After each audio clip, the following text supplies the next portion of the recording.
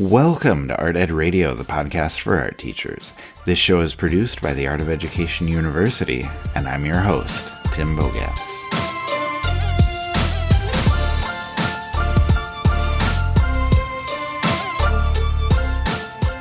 As you may have gathered in that first 10 seconds, we have made an exciting change.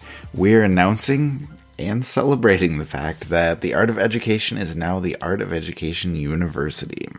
And because of that exciting announcement, I'm going to talk today to both Derek and Jessica Balsley, and we are releasing two separate episodes, two interviews, because I'm eager for you to hear from each of the founders about what this transition means. And in this episode, we are going to get the rare appearance from Derek Balsley. That will be the first thing we discuss. But Derek is the CEO of the Art of Ed, or the Art of Education University, rather. And I want him to come on and give everyone a big picture overview of not only where AOE has been, but where we are right now, and maybe even where we're headed, where we're going in the future. And that could take a while. So let me go ahead and bring him on now so we can dive into the conversation.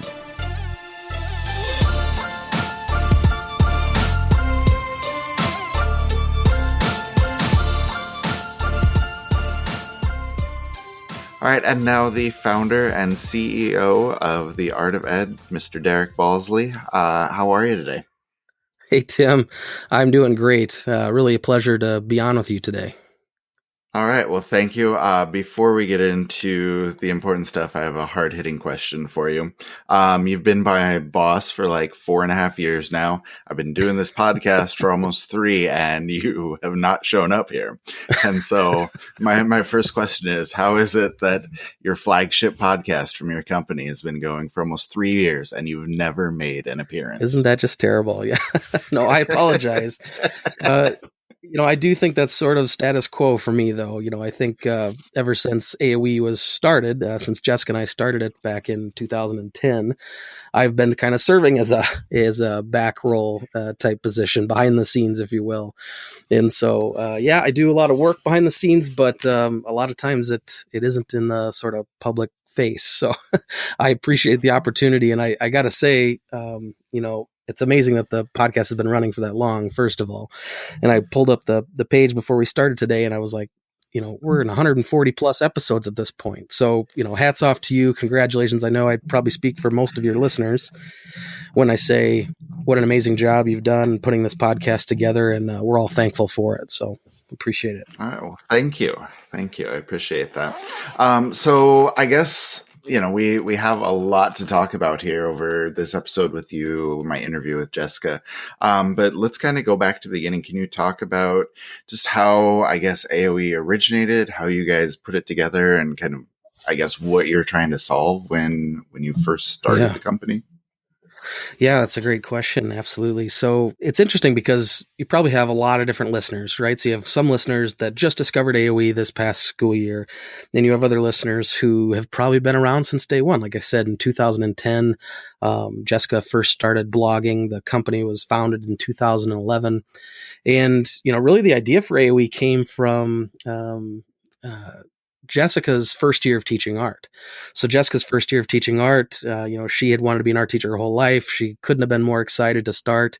And then very quickly, in the first year, immediately felt alone in her room, of course, but also alone in the school. And I think like many of the art teachers listening, she was alone in her school. There were no other art teachers. And so, she sought out professional development in a wide variety of ways. And when we were driving in the car, she was sort of venting some of these frustrations to me, how frustrating it was that, for instance, the school professional development that was delivered by her principal, by the school district, was really just completely irrelevant to art education. She said she sat in the back of the room with the music teacher and the PE teacher and sort of felt like the island of misfit toys. And I think that's something a lot of our teachers can relate to. And then, the art ed magazines she felt were too philosophical and not really practical to everyday teaching.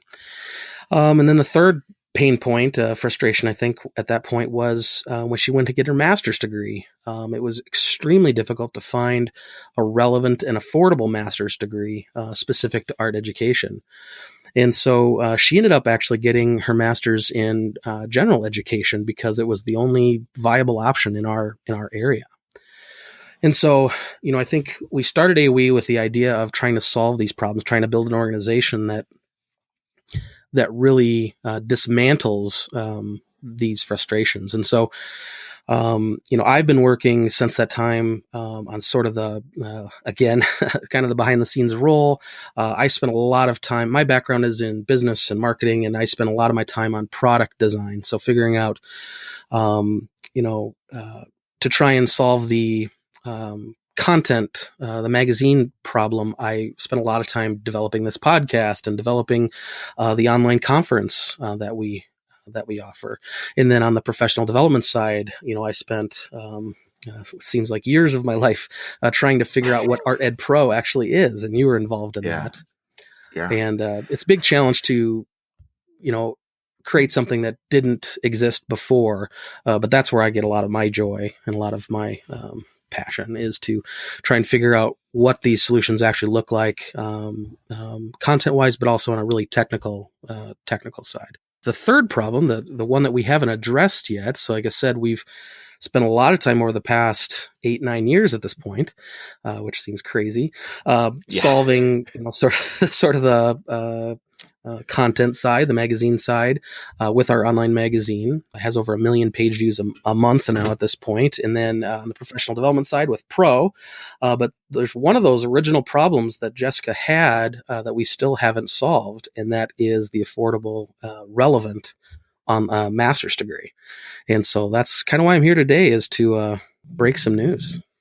I know. I'm excited. I've been waiting to get to this. So let's just put it out there, the big announcement, and I'll leave it to you. The floor is yours to tell us, I guess, where this came from and where we're going here. Thank you.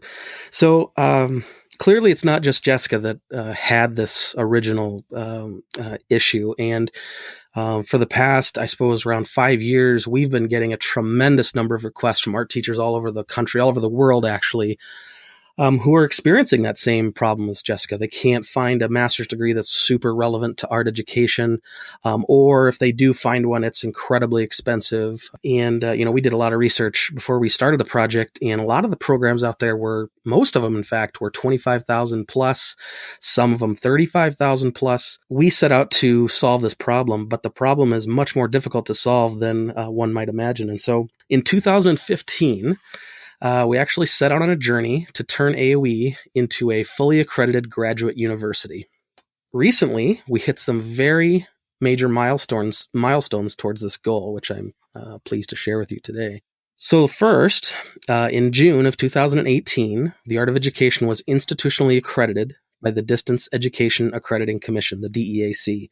The DEAC is a fantastic accreditor approved by the U.S. Department of Education and CHIA, which is a group that probably not everyone knows, but a really great accreditor. They focus on online learning, and we went through a very rigorous, long, in-depth process of accreditation through them, and when we finally got it. So I think it was a 3-year process. I can't fully get across the amount of time, energy, literal tears that it took to reach that goal. But yeah, in June, we actually were accredited. And so that was a huge accomplishment. And then the second accomplishment, in October of 2018, the Art of Education University received, by the way, we just changed our name to University. So the Art of Education was recognized by Iowa College Aid, and we changed our name to the Art of Education University. So what was AOE is now AOEU. So that sure makes us awful happy to be able to make that announcement. And then finally, in October 2018, we received official authorization from the National Council for State Authorization Reciprocity Agreement, which is called NC-SARA. And basically what this allows the Art of Education University is for us to operate in all 50 states. It's actually 49 out of the 50 states. We had to seek California's approval separately, but the Art of Education University is now going to be able to operate in all 50 states so we can serve our teachers all over the world. Yes, that's so cool. And I kind of want to dive into a little bit of that. Just because, the things you're talking about with Jessica are relevant to so many art teachers. They're relevant to me. Like, I ended up with a master's that was too expensive. That was not what I wanted, but, it was the only option that was out there. And like you said, those online degrees, the things I looked at were, a couple of them were over $50,000, for a master's, which is just unattainable for most teachers. Yeah. And I guess my question for you, and this may be, kind of talking more about the inspiration, why you wanted to start that, but why do you think it is so hard for Jessica, for art teachers everywhere, for me to find a master's degree that actually fits, what we need and what we want? Yeah, great question. Before I answer that, I also want to say that, because this was such a big accomplishment, I do want to take just 30 seconds here to thank so many of the people at AOE who made this happen. Not least of all, Jessica. Jessica poured her heart and soul into this. Some people may have been wondering, where's Jessica been for the last couple of years? Well, she's had her head down getting AOE accredited. So this is what she's been doing. And in the middle there somewhere, we had another child. And so the amount of amazing work that Jessica's done and so many other people at AOE, I'm just incredibly thankful for. So I hope all the art teachers know out there that there's a lot of people here at AOE that are fighting for them, fighting to try and get amazing professional development more accessible to our teachers. And so I just wanted to get that across. So why did Jessica struggle to find a master's degree? I think this is a complicated issue, and I think it all boils down to the way the current model of higher education is structured. So really, it's similar to the reason that our teachers don't get relevant professional development inside their schools, and that is that, they're a pretty small population inside the school. So if you think of it from the principal's perspective, it's hard to get extremely relevant, specific professional development for an art teacher when there's only one in the district and the one in the school, right? And so when you have 30 classroom teachers and one art teacher, it's hard for them to focus on that. And so that's not an excuse, but it is the reality. And so I think with the way higher education is set up, it's a very similar problem. So if you look at it from the perspective of these traditional institutions, they're structured very much based on geography. So the school puts a pin on the map. The college, the university puts a pin on the map. They draw a circle around the pin, and they try and serve the students in that given geographic area. But the sad truth is that for most geographic areas, there just aren't enough art teachers, K through 12 art teachers in that area for them to justify all the time and investment put into curriculum design and instructional infrastructure needed to serve this relatively small population of learners. We thought a lot about this before we started our university because we didn't want to end up in a similar place. And so we asked ourselves a bunch of questions to try and understand the problem and try and find a solution, try and find a way forward.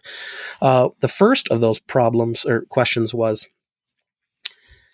what if a university wasn't something you attended, graduated, and then abandoned, but instead a valuable learning institution you invested in for life?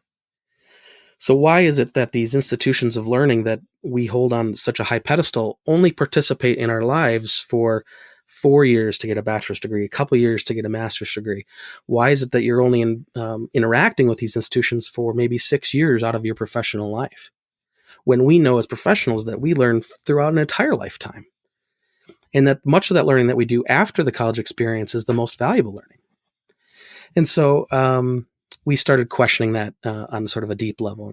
Question number 2, and feel free to interrupt me here, Tim, but question number 2 is, what if universities didn't try to offer programs for every student imaginable, but instead specialized in serving one specific type of student as deeply as possible?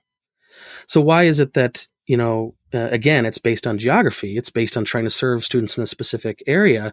Why is it that they offer 100 different programs for 100 different types of students?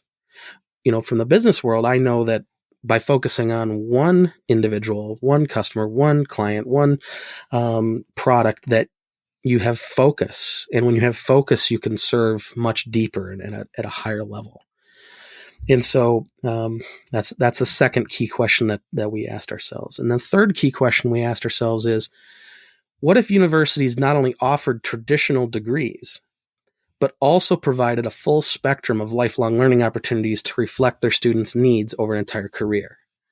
So what I mean by that is, it seems a bit arbitrary in some ways that these institutions of higher learning, these universities that we look up to, when you say the word university, you think courses, classroom, degree. Mm-hmm. In reality, if these institutions are devoted to learning, they have to modernize and understand that learning happens in many different ways at many different times during our lifetime and looks differently. So this podcast right now is a fantastic learning tool. There are people who've listened to 100 plus of your episodes who've learned a tremendous amount while they're driving on the way to work or while they're cleaning their art room. And so these types of learning, whether it's a conference or a podcast or a subscription system like Pro, there are many different ways to learn. And we think that a university should perhaps be involved in more than just courses and degrees.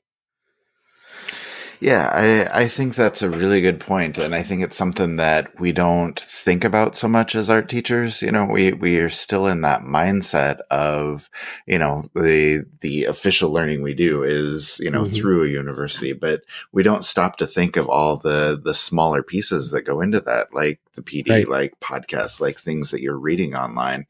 And yet you do that very well in your own classroom, right? So in your own classroom, right. You're constantly asking yourself, what is the best way to get this information across to the student? Maybe I lecture now. Maybe they take it home and watch it on a video. Maybe there's a game that's involved. And so we're constantly trying to rethink how we get this information across. But it's sort of the higher education level. We're in a course. Here's the syllabus. We're going to deliver it. Okay, you graduate. And so I think, the summation of those three questions and our answers to those questions is, we're trying to be a different type of institution. We're trying to go beyond a traditional university and become what we're calling, right now at least, we're calling a university for life. So when we talk to our future students, we say, we don't want to be your university. We want to be your university for life. It's not just about this course and this degree. These are very important, and these are integral parts of your growth, but they're not the only parts. And so, I think this university life idea is kind of a big thing for us going forward. Yeah, and I think that's probably worth discussing more, because I feel like AOE or now AOEU is set up really well to do that, just because we've established so many things with the articles, the resources, the videos, the podcasts, conferences and Pro if you want more, and now this is kind of that next step, and so we kind of run that whole spectrum. So I guess can you talk a little bit more about that approach and about the idea of, lifelong learning and, everything that we have to offer? The term university life, I think, is sort of a summation of those three questions and our answers to those three questions. It's a reimagining of the traditional geographic model. So instead of focusing on one specific type of student, instead of focusing on many students, we focus on one very specific type of student. Instead of traditional short time frame model, we're focused on serving our students over an entire lifetime or an entire career. And the ways in which that is delivered over an entire lifetime or over an entire career may look very different than the traditional courses and degree model. Instead, it may look like we as an institution are willing to explore and provide all sorts of avenues towards lifelong learning. It might look like a course, it might look like a degree, but it might also look like a podcast. It might also look like a daily article on the website. It might also look like an amazing online conference you attend with your peers. It might also be a professional subscription that your school district purchases on behalf of all the art teachers in the district. And so I think the university for life model is saying, we're not here just for this important part of your life.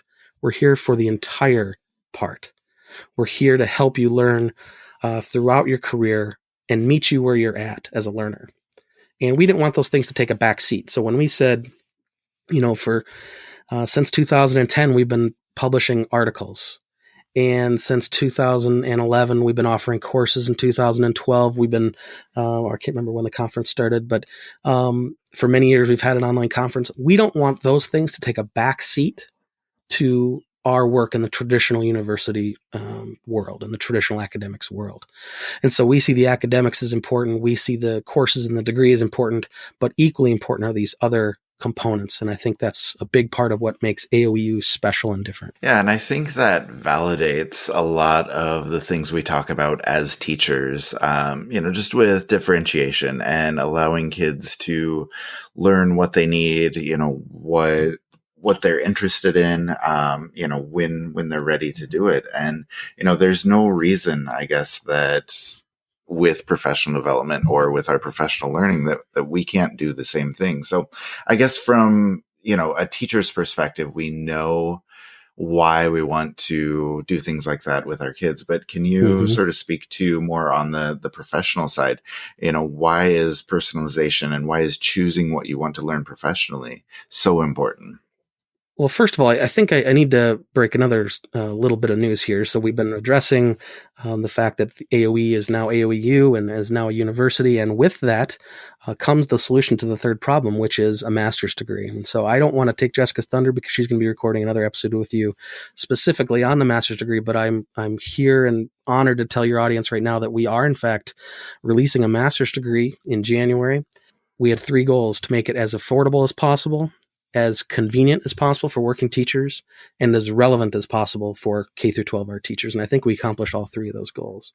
Regarding the personalization and choosing what you want to learn, why personalization in your learning and choosing what it is that you want to learn is so important. I think, for me growing up, I suppose many people can relate to this, but I wasn't the best of students. And, there were times where I think the times where I did the best was when I was genuinely interested in the topic. And I chose on my own to dive deeper, regardless of an assignment or a test that was, given to me by the teacher. And I think as an adult learner, for most people, this has become even more crystal clear. The things that we learn the most about, the things that we can become experts on, are because we are inspired, we are passionate about learning more about that topic. And so you pick up a book not because somebody told you to, because you want to. You do an internet search because you want to, because you're curious as an adult. And I think, the beauty of this, of Pro, for those of your audience who use Pro, they understand this really well, which is the beauty of Pro is that you can dive in to a very specific topic based on your very specific interest on a very specific day. You wake up and you say, "Oh, I wish, I'm having trouble firing this kiln. I really could use some help here." You go into Pro, you search John Post kiln learning packs, and boom, you're in. And so school districts all over the country are purchasing Pro for their teachers. But what we wanted to do is to use the platform like Pro to amplify the traditional master's degree experience. And so if you think about delivering higher education courses online, you have a variety of students who jump into those courses, right? So you have people who are somewhat experts already, and they're sort of beyond a significant portion of the course material. And then you have people who are lagging behind, and really it's too complicated for them to jump in on the first assignment in some cases. And so you have students at differing levels beginning the same course. And so what we wanted to do was to utilize the Pro platform that we're putting so much effort and investment into to amplify the master's degree experience, the course experience. And so the way we found to do this is we're actually going to give anybody who's actively an active student within the master's program. So they've applied, they've been accepted, they are enrolled. Anybody who's an active student in the program is actually going to get complimentary access to ArtEd Pro throughout the duration of their degree. And that so is awesome. It's really cool, right? And so, the amount of content, the quality and depth of that content is really tremendous, and it really amplifies a traditional course. And so if you imagine a student who are behind in certain topics when they begin a class, they can use Pro to catch up. They can use Pro to build a foundation of knowledge to help them get more out of the class itself. And then for the advanced students, if they want to go beyond the course and dive a bit deeper, they can find packs that are really specific and niche and narrow in very deep topics and really dive deep and get more out of the class than they ever could have otherwise. Yeah, I like how that's kind of put together. And, I think that is a really cool offering for people, because just from, teaching some of those courses myself, like you said, there are some people who are, know a lot of the content already just from their teaching experience, but there is more out there, and there are other people who maybe are first or second year teachers who are really struggling with a lot of that. And so I think that additional that supplemental learning is something that is going to be huge, and so I think that's really impressive. But I guess I just have one last question for you. Just, I don't know, something I was already thinking about big picture. I'm having so much fun, Tim. I don't want to go just yet.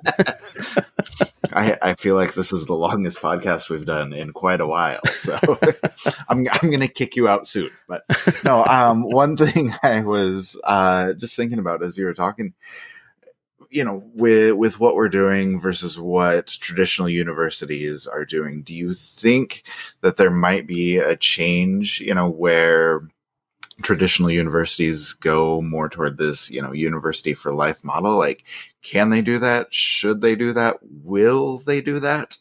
That is a fascinating and very deep question. So, there's a tremendous amount of upheaval in higher education right now, as I'm sure you're aware, and many of the teachers out there are aware. Things are changing quickly, and that the field of higher education is trying to adapt with it. I think degrees, there's a lot of critique that degrees are too expensive. Big employers like Google aren't valuing degrees like they used to. And so a lot of small private schools are shrinking, closing lots of programs, laying off instructors. And I think, there are a variety of solutions, and I don't want to pretend like I'm the world's expert at this, but there are a lot of different solutions that are being investigated. So MOOCs, massive open online courses, are one of the methods that traditional institutions have thought that could be a way to reach a new audience. Micro-credentials, badging. This is another approach that's being taken to try and fix the system or try and find a new way forward.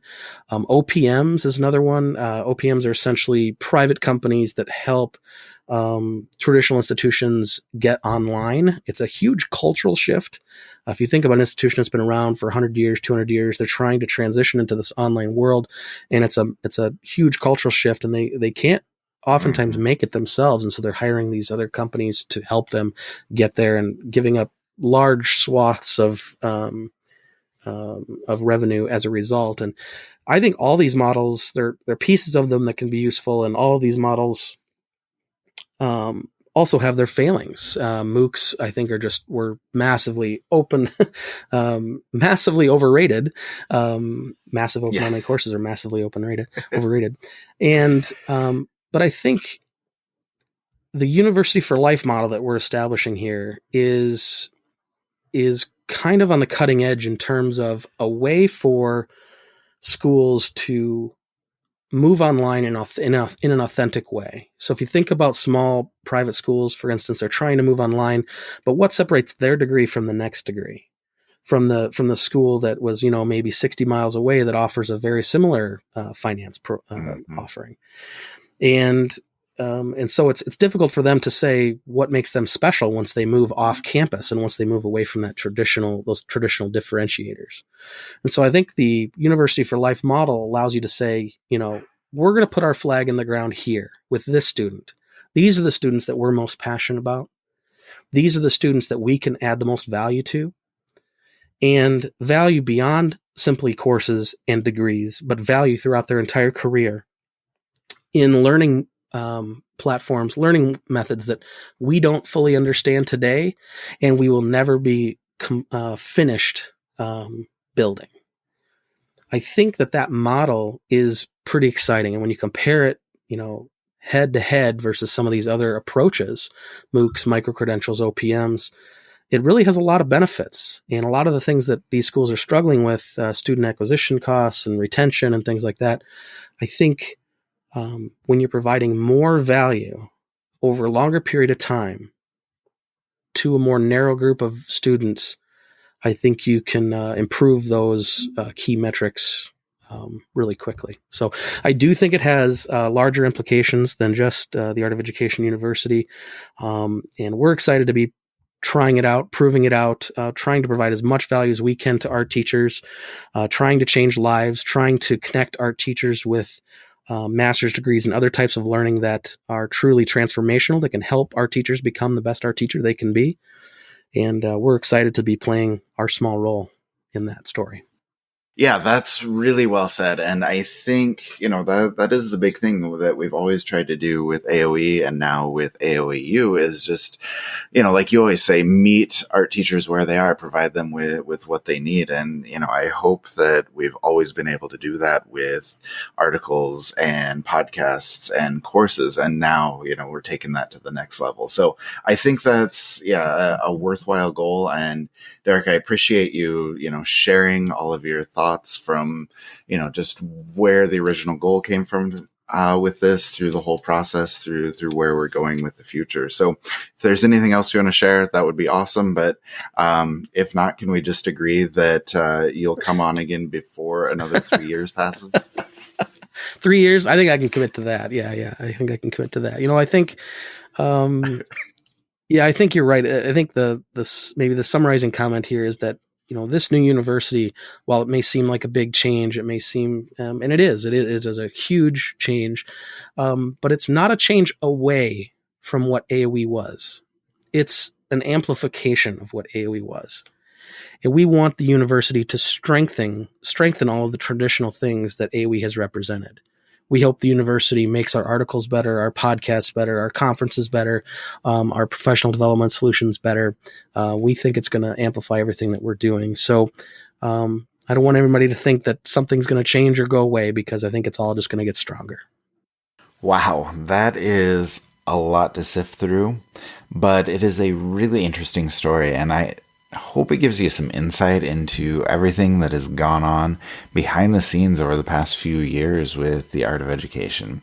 And I hope it also makes you think a little bit, I guess, about what your professional learning can look like and what it should look like. And as you are processing all of that, as you are thinking about all of that, make sure you check out the Art of Education University website. It kind of encompasses and shows everything that we just talked about. You can check out the new master's degree if that interests you, for sure.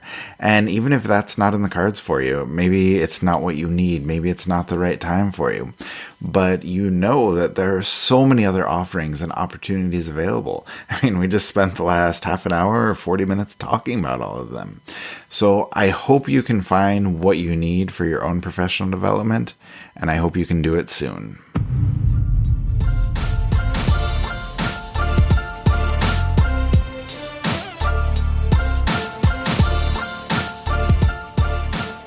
Art Ed Radio is produced by the Art of Education University with audio engineering from Michael Crocker. Make sure you check out the other episode we released today, my interview with AOEU President Jessica Balsley on the journey to becoming a university. I hope you get a chance to hear from both AOE founders this week. I hope you get a chance to check out the website, and we will talk to you again soon. Thank you, as always, for listening.